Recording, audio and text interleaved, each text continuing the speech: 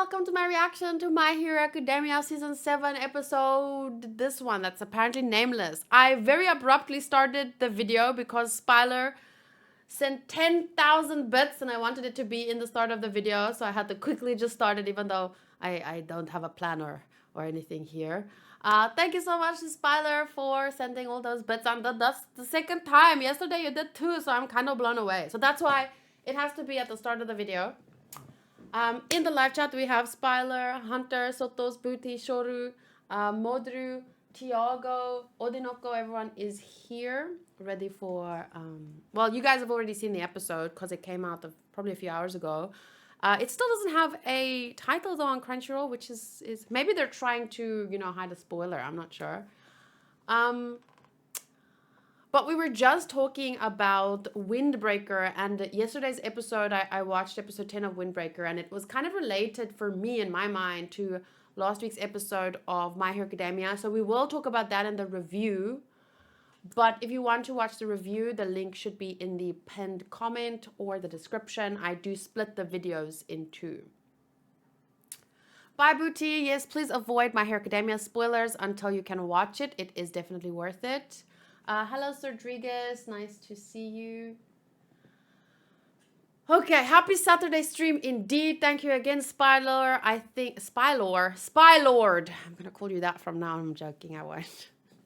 Okay, so let's go.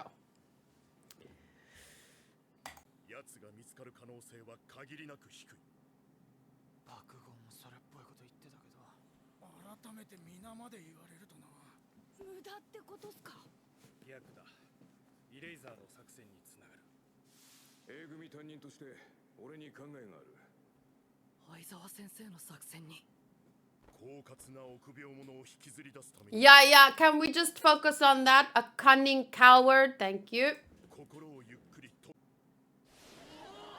Aww.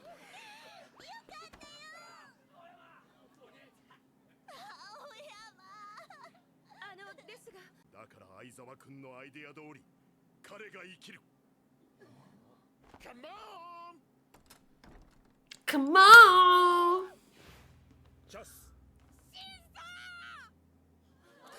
It's Gaku! Sorry, I mean I'm watching Idolish 7 and he's Gaku's voice actor, so I really like Gaku.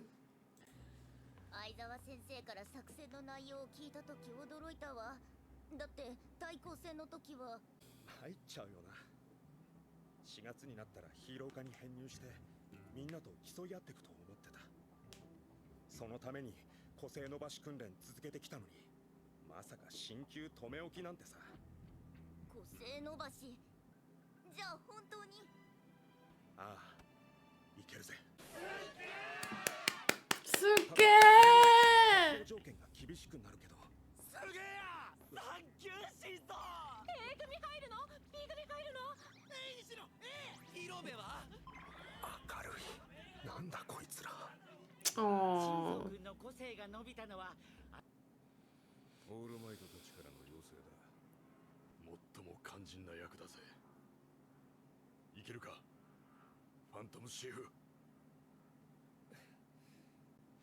Oh, he's the one that was in the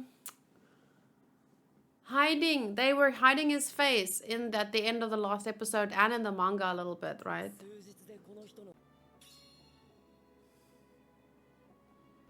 Oh, so good boy. Oh, so cute. Look at his sincere eyes. Oh, kira kira. And then he's also just like so. I have to admit, I feel a lot more like biased towards him now that I like a character that his VI does, like another character. Because like in my mind, it's Gaku.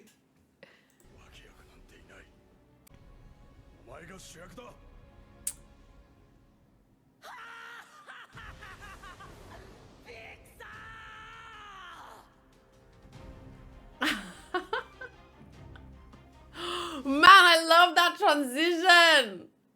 Whoa, that's really good.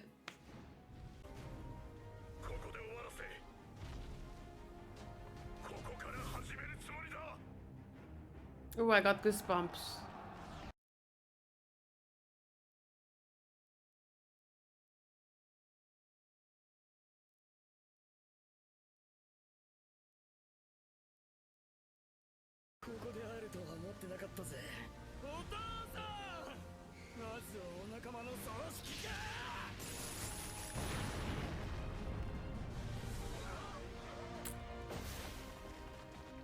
Speak with your fists!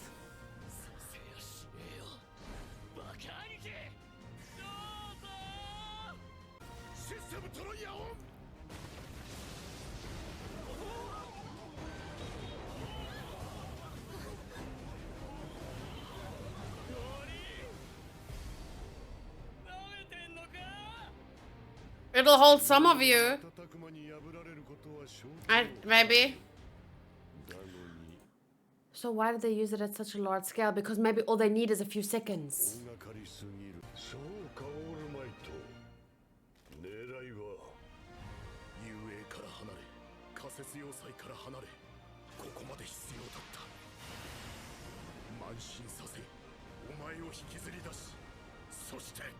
And then...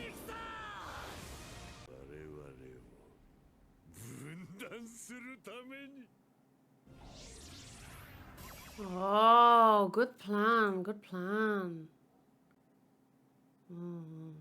So there's the what I'm going to talk about in the review has a lot to do with Todoroki and his brother and Toga and Uraraka and Deku and... But then you get a character like All for One and you're just like, ugh. How can you even talk to a guy like that? I don't think there's anything in his soul left to talk to. So wait, let me just get this right. They're both from that same class, right? He's that crazy one that always has to be slapped around by his classmates because that's him, right? I thought it was him when I saw it last week. I don't remember if I said so in the review, but I am like 85% sure I did because you could kind of see.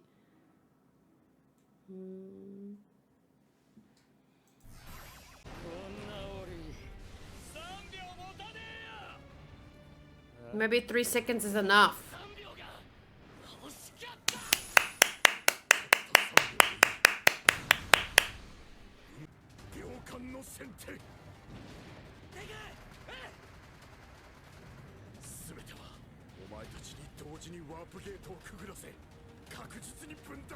That's amazing that he can make so many gates.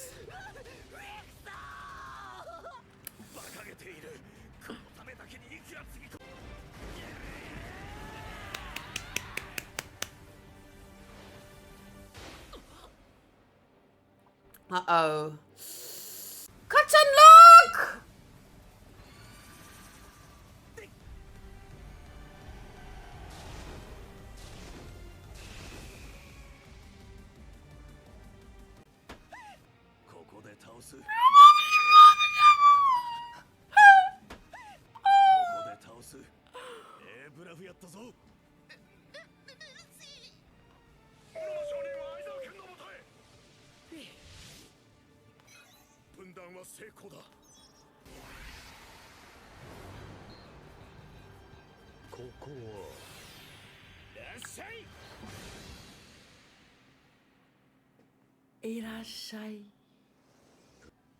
Well, I hope his ears are ringing after that smack at the very least.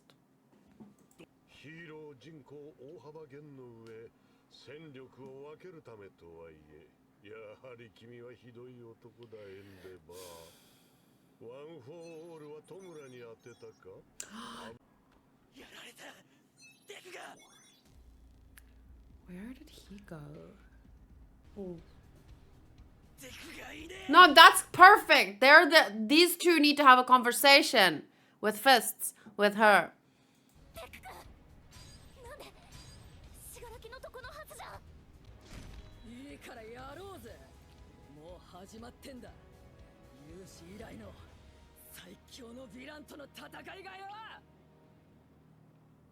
Oh, there's a bunny girl I'd like to see on Nikki.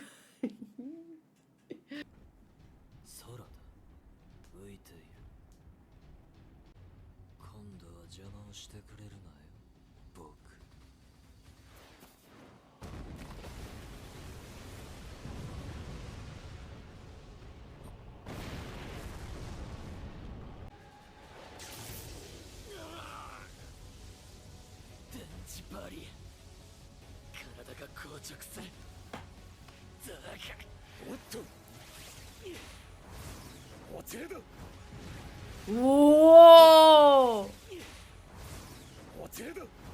Whoa! So fast!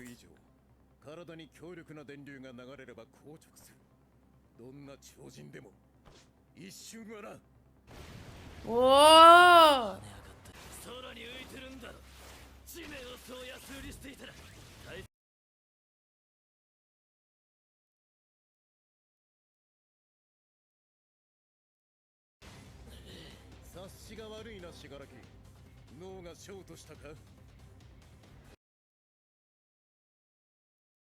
Coffin in the sky! Wow! Yo, yo, Robazuba! Sorry, I forgot her name too. I just knew it was Yao something something. Yao Momo. Oh, that's amazing!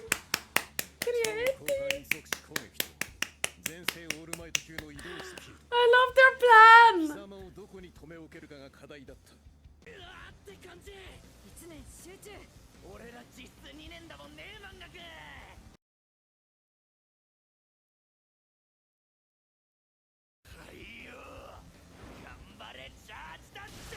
What?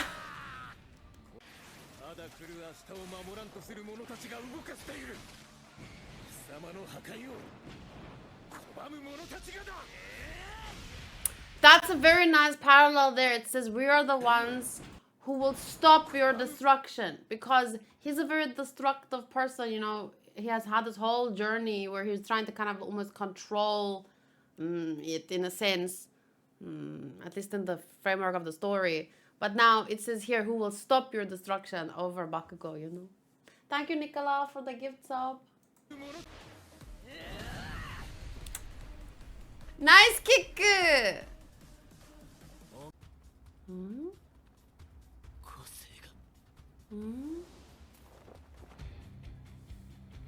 But this... Oh my god!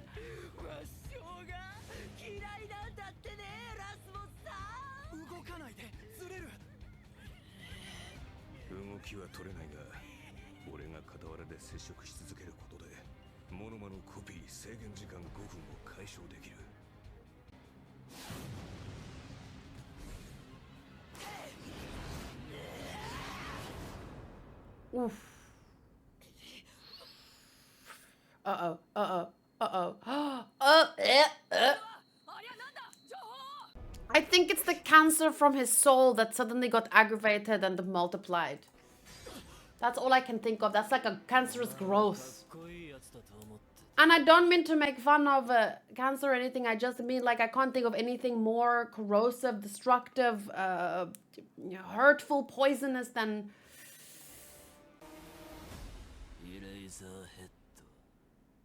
Oh yeah, I should have expected that. I was expecting that at some point, because once it's going like good, and you're excited and you're building hype, of course at some point the tables will be turned. I don't think the anime conveys it as well as the manga, but it still has that edge, that grit. I mean, a lot of what has happened to him, it doesn't fall into the category of just, you know, quirks, because quirks developed and no one really understood why or how suddenly. So there was remember there was the Great Quirk Evolution, or not really, you know, like the Great Depression. They mentioned, Aoyama mentioned all the stuff that happened in the world that kind of turned the world on its head. So like the Great Depression, and like the quirk, when the quirk suddenly appeared and everyone was confused and blah, blah, blah, blah. Like it turned the world on its head for a bit. So my point is, this Shigaraki at this point, it goes beyond. So let's say, if we don't know, but let's say quirks eventually naturally developed. Like, you know how people evolution happens, and naturally, slowly, it just things change and to evolve, to adapt to the circumstances, in a sense, right? So you can say a lot of change in the world happens naturally, just an example. But then Shigaraki is like, it goes past what quirks are as we understand it. Like, it's unnatural. Everything that's happened to him, everything, he's like this toxic human waste experiment of bottomless hate. You see what I'm saying? So my point is, a lot of it goes past what we understand of how quirks work. Maybe Erasure Head can't erase whatever he has evolved into.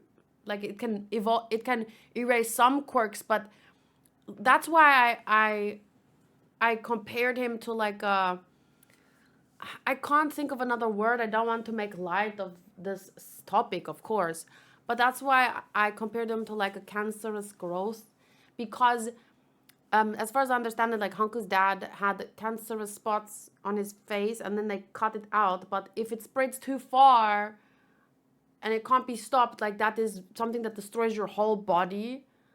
So that's what I was trying to convey. Like, this power, it seems like it's gone too far in a sense. Like, it's, I don't know, should have been cut out earlier in a sense, but